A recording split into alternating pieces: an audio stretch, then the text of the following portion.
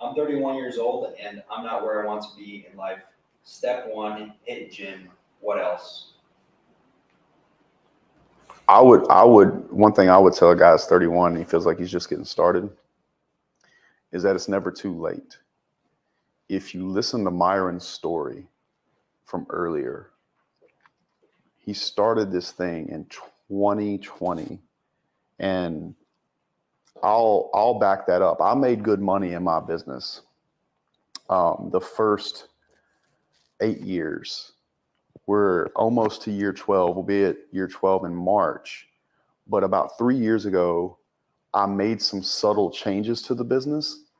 In about 18 to 24 months, I went from making a couple $100,000 a year to making M's. Mm. And so I think it's really important to know that sometimes when you're chipping away at something, you might be right there. Yeah, where a big piece will come up. Where you chip. Fall and like, off, have you ever seen that photo of the two guys going for diamonds? Yeah, and they're one, right there. Yeah, and one quits. guy walks away. Yeah, and the other guy's right there. Guy hits it. Yeah. And so if you're an older guy, I would understand that. I think most people are close enough to get their fitness right somewhere between 6 months and 18 months, depending how far off you are. Yeah. If you were to really, really get after it and really dedicate yourself to it. And I think in a lot of ways, you can make some huge strides in business in the same amount of time and make some money. Yep. So it's not too late. There's never a reason to quit fighting, and there's never a reason to accept mediocrity just because you feel like you're getting a late start. So yeah, and also the big thing I want guys to understand is that a lot of men I've noticed tend to attribute their value to the female timeline, and you guys got to understand for a woman, at 31, you're not where you want to be. That's a bad move for you as a woman, but as a man, one of the benefits for us guys is that if you take care of yourself, you really do age like wine. Okay, it's women that are on the biological time clock, not us, and that applies to having children, that applies to a career, that applies to getting yourself together.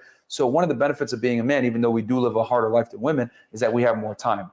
So never put yourself on the same timeline as a woman. I think this is one of the biggest things that guys need to understand is that we are not the same and we're not on the same fucking timeline. Right. A chick needs to get her shit together by the time she's 24. You don't, okay? Now, does that mean, you take another 10 years to fuck off? No, don't do that shit. But just understand, I think once you understand that you don't have to adhere to the same mating timeline or success timeline as a woman, that will help you understand that you have time is on your side as a man, but you can't just fuck off either. Right. And this is also not an excuse for a young man to put it off until his 30s. That's true. Because your hard work and your dedication and your grit and all that shit, that is not a guaranteed path to success. That's not. Many, many people have given their heart to their business and failed, flat out fucking failed. They did everything right. They went to bed. They didn't party. They studied. They did everything and they still fucking lost. So if you're young, you might need to do that enough times to finally switch. And in fact, in a lot of ways, I feel like I experienced this. Yeah. I banged my head against this fucking business again and again and again and again and again and again and never got what I was really looking for. Like I had goals for 30 that I did not hit because I was not qualified to make them at 24. Yep.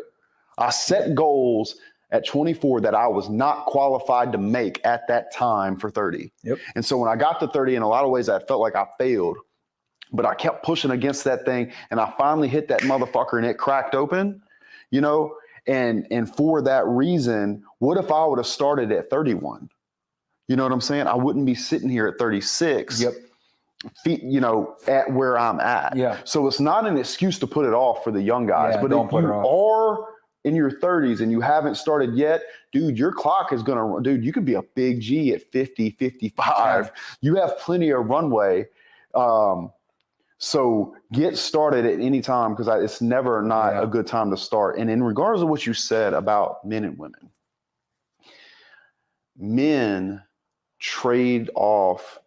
go through the pain of being able to achieve on such a big level that they can completely run their life, their situation, and the world. Women trade out beauty to give up that power that men have. It's a yin and yang. So you have the unfair. Each sex has something that's unfair. Like it's unfair that women get beauty and their value is given to them for free at a young age. Yeah. But in a lot of ways, it's unfair that women kind of like lose a lot of choice because they don't run the world. Yeah. Men, it's unfair that women get all this beauty and they have to build themselves and women don't, and they get it for free. Yeah. But in return, you get to dominate the entire world. Yeah. Like if you do the work, if you which do is the big fucking which is the big thing. So just understand, I would much rather, because both sexes are going to go through a certain amount of pain anyway. Of course. I would much rather have the opportunity to go through massive amounts of pain so I can rule at least my own reality and freedom on all levels and live like my truest self, telling my whole truth, than I would being given something almost like a trust fund baby. Yep. And stimulate, it's a stimmy check. Yeah. And know that I'm going to have to go through the pain of hitting the wall. Yep. If some man doesn't pick me up, and I'm going to have to work and not get what I think every woman actually really wants. Exactly. If they don't reach it by a certain age, there's pain and opportunity and unfairness on both sides. Yeah. As a young man, I think you get a better return on the pain that you endure because you would choose to go through this pain with this huge reward of dominating your own life. And to add to that, if you had to pick who has the best existence, well, let's go off of the averages in the bell curve, right?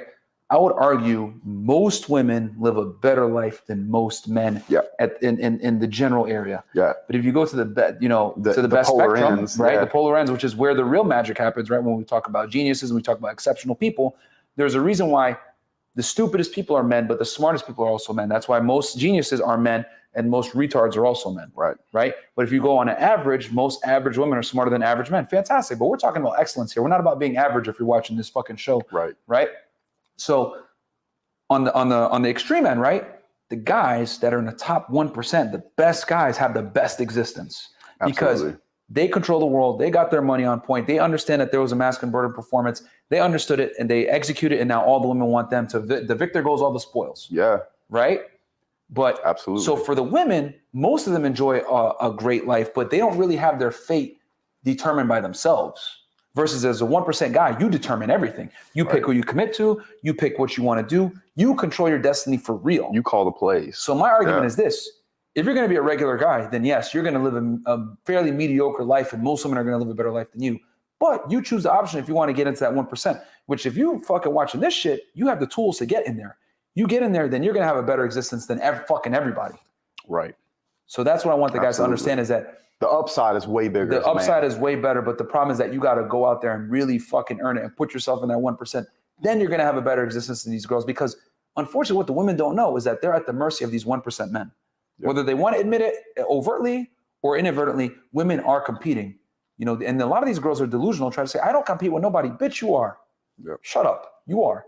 It's just that these men are so frequent and not apparent that you don't think you're competing, but you really are for these guys. Because when that motherfucker walks in the room, you know who he is. And then you and 20 other bitches are trying to get in his tour bus. You're trying to hang out with him, whatever it may be. And he picks. Yep. What feminism is effectively done, guys, and once you guys understand this, you'll understand why it's so important to get yourself up there. Feminism has inadvertently given all the high status men the leverage and power when it comes to relationship and sex. The average guys lose the leverage, but those 1% guys have all the leverage. The women are chasing all of them. Yep. And guess what? You're the one that pick who you commit to. So really, who has the leverage? That's 100% true. And you know what? Speak to this for me, because this will really push your point home. Rolo says this. They'll break the rules for the 1% guy. Facts. So they can be feminists all day long. And then they run into that dude. Yep. And the whole tune gets changed like that. Yep. They will break the rules for you. 100%. And by the way, I'm not shitting on them. They are happy to break the rules for that dude. Yeah, they are. They are happy. They're praying. They're like, no, you wish I would never job. Feminist girl power. Nope, I'll quit my job. Yep. Where's the knee pads? Yep. It's so fucking true, man. They're happy to do it. Yeah. They are happy to do it if you have built yourself up in a way as a man that they feel like they are getting a good deal, the best deal. They will give all that shit up. Yeah, guys. I want you guys to also know that everything that women say typically, especially when it comes to career and making money, it's all fucking cap, bro. It's cap. Super cap. It's a self-defense mechanism against lower value men. That's what it comes down to. When a woman says I'm independent, I'm strong, etc., always add of losers. Yes. But you are not going to put yourself in that situation where you're the fucking loser. You are the anomaly, my friends. And again, it's never been easier to make more money, get in shape. All this information is out there for free. It's free. You know what I'm saying? It's just that, are you going to choose to, number one, consume it, and then number two, act on it? And most guys aren't. Yeah, no, you're 100% right about that. That all that whole frame is really only for guys that don't qualify for that woman. Yeah. Because the second a guy walks in that qualifies for her and she's like, yep, that's my match, or that person is up to equal value. Because I think naturally as humans, we want to feel like we're mating with somebody that's on our level. Yeah. Now, if you're a high value dude, or I even hate saying high value sometimes, it's kind of cringy. But if you're like that dude, yeah, like you expect a 10, like you expect to exchange your value for beauty. Yep. If you're a beautiful woman, you expect to exchange that beauty, which you know is there due to the attention that you get, for that guy that has it all together in all those ways. Yeah. Neither side is wrong by that, but it is the way that it is. Yeah. You know, so get mad or play ball. And the beautiful thing about being a man is that unlike a woman in a lot of ways, you can create it. Yeah. Yes. And so that opportunity is definitely women are a there. victim to who comes to them.